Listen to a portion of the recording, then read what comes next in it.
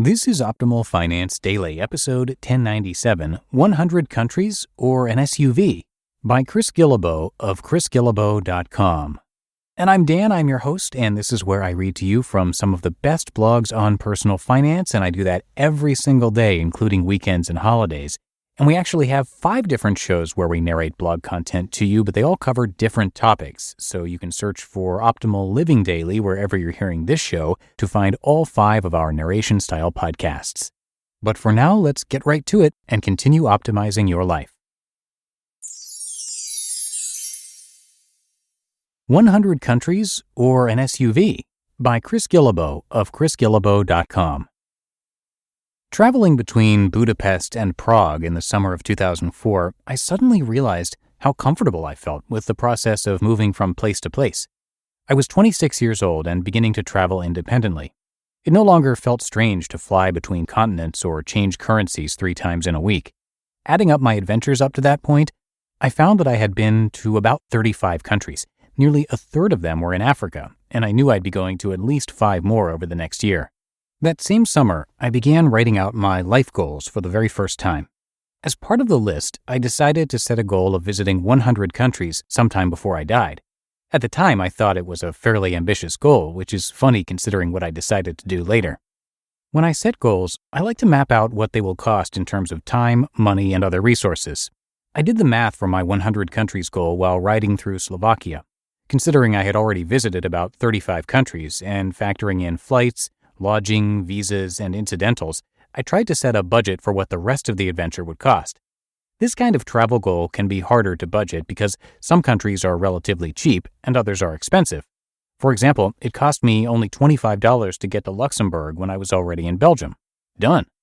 The same is true of lots of small border countries. Once you're in Denmark, Sweden is easy. From Singapore, you can visit Malaysia in a day. But other countries, of course, are a lot more difficult to get to and therefore expensive. If I hadn't been working in Liberia, it would cost me nearly $2,000 to fly there. To go back and forth across oceans usually costs at least $700 just for a ticket to one city. Considering the various factors, I finally worked out a rough estimate of about $500 per country. At 65 countries to go, I realized that my financial cost to visit 100 countries would be approximately $32,500. After thinking it over, I decided that $32,500 was a small price to pay compared to the experiences I would gain from visiting 100 countries.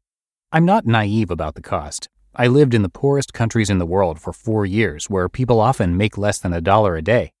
I also understand that there are poor people in America, although not in any way comparable to Liberia or Pakistan. But by Western standards, $32,500 is less than the average individual income of about $39,000 in the U.S. Less than 1 year's income to visit 100 countries? To a person who values international travel, that seems almost too good to be true. I then started thinking about what else $32,500 can buy. In America, a high number of people think nothing of spending that much on a car. Not me personally, the most I've ever spent on a car was $6,000. But a lot of people think nothing of going into debt for their expeditions and navigators and all the other large vehicles that inspire off-road adventures to Target. I live in Seattle now and don't own a car. Sometimes the public transport here isn't the greatest, but I don't think about it much when I'm in Bangkok, Johannesburg, Vienna, and all the other fun places I regularly visit. It comes down to a choice of values. In other words, what do I value? What about you? Lots of people obviously value their S.U.V. Hey, I don't blame them. It's a choice they've made. But for me, I feel much more comfortable valuing life experiences. I value meeting people all over the world. I value stamps in my passport and real-life adventures I would have missed if I would have stayed home.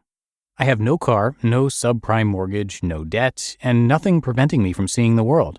I do have a plane ticket to India for March 13th, where I'll spend about 10 days taking local transport throughout the country and over to Bangladesh. I have a return ticket to Bucharest, Romania, sometime later in the summer. I have 500,000 frequent flyer miles that I can use to help me get around the world and back. In short, I realized back on that train to the Czech Republic that I can have an S.U.V. or I can have the world. For me, it was an easy choice. Part 2 of the vision. When you set big goals, they tend to get bigger. In September 2007, I had been living in Seattle for 2 months after returning from 4 years in Africa. It was the longest time I had spent in the U.S. since 2001, and I needed an adventure before I began a new graduate school program at the University of Washington. I bought a Circle Pacific ticket to Asia that allowed me to visit 4 places for the price of 1. I chose Hong Kong, Vietnam, Burma, and Singapore. My first stop was Hong Kong, a beautiful city that I had been dreaming about visiting since I was a teenager.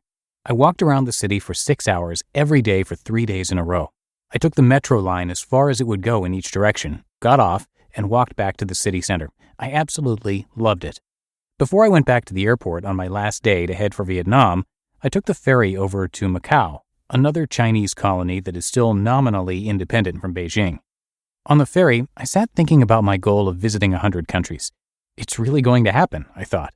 And then I realized the next part of the goal, which was seemingly logical but I had never considered before. Why not go to every country in the world? An hour later, 12 songs on my iPad had gone by and I had filled 2 pages of journaling in my moleskin with thoughts about this challenge. I'll be writing about the adventure on this site throughout the rest of 2008. You are invited to follow along the journey as I travel to 20-plus countries in pursuit of the goal this year. You just listened to the post titled 100 Countries or an S.U.V. by Chris Guillebeau of chrisguillebeau.com. Okay, that's going to do it for today. Hope you have a happy rest of your Wednesday, and I'm going to see you back here tomorrow for the Thursday show, where your optimal life awaits.